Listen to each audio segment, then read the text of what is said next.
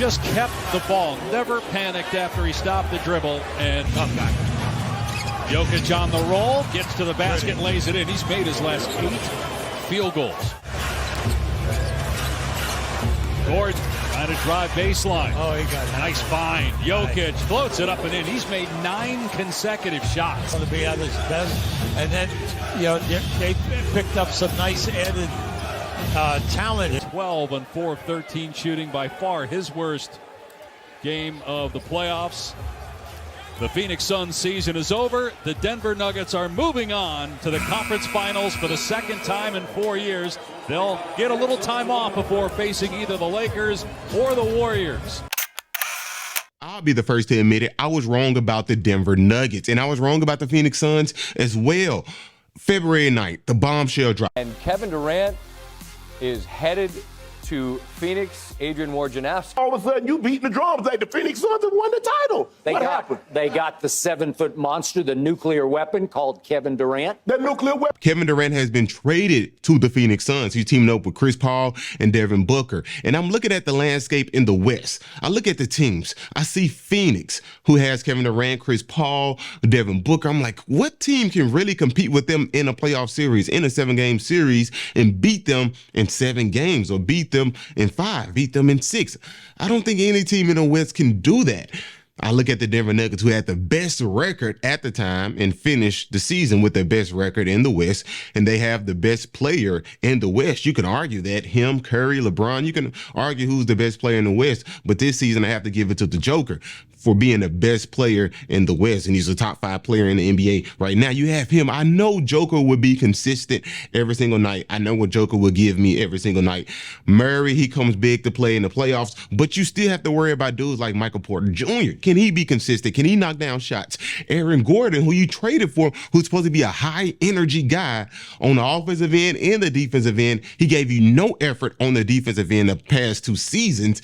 I'm like, I don't really know if I can trust Aaron Gordon. And Bruce Brown, a guy that they might just leave open the same way Boston did him in the first round last year in the playoffs. I said, I don't really trust the Nuggets. I don't think Joker can pull this off and get past the Phoenix Suns team by himself.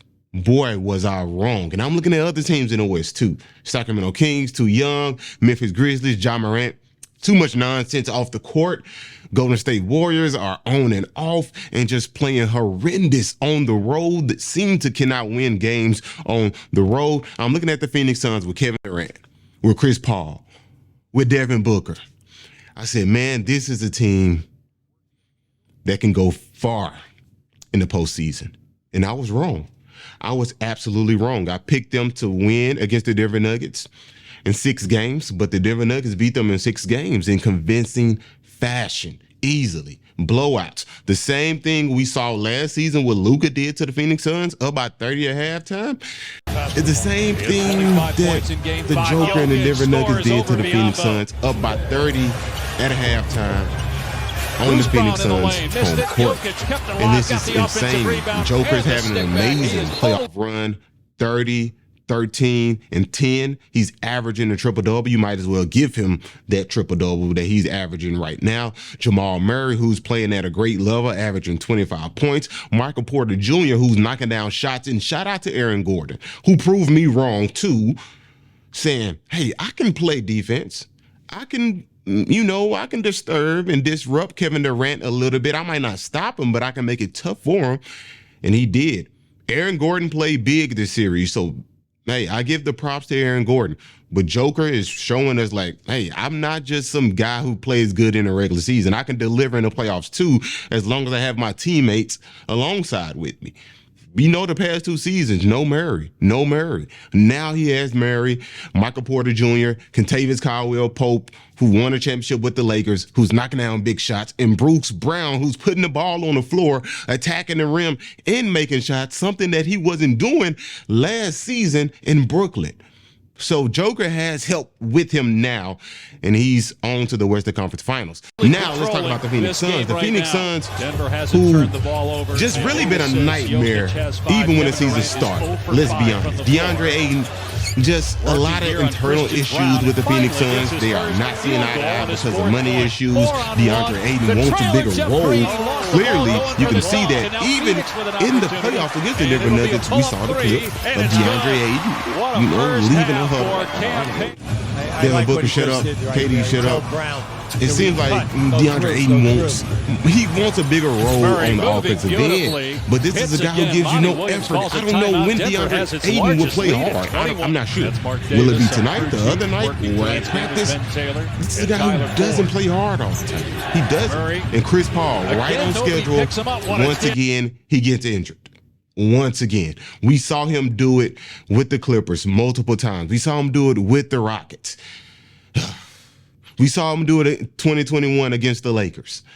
And now he's here in the same situation again. Game 2, and Chris Paul gets injured. Right on schedule. Once again, and I hate it for CP3. He's 38 now. Last season, I was saying, hey, Luka took him out. He's about to be 38 going into next season. Now he's about to be 39.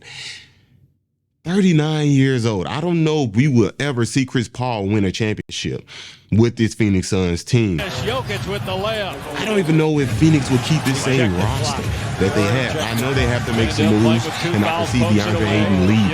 But the way that the Denver Nuggets disrupted and made it tough for Kevin Durant on the offensive end was impressive. Devin Booker shooting lights out. Okay, dude shot 50% from the three. 50% from the three. At what point in time he was shooting almost 60% from the three. So Devin Booker came to play, but you can only do so much with 2 players.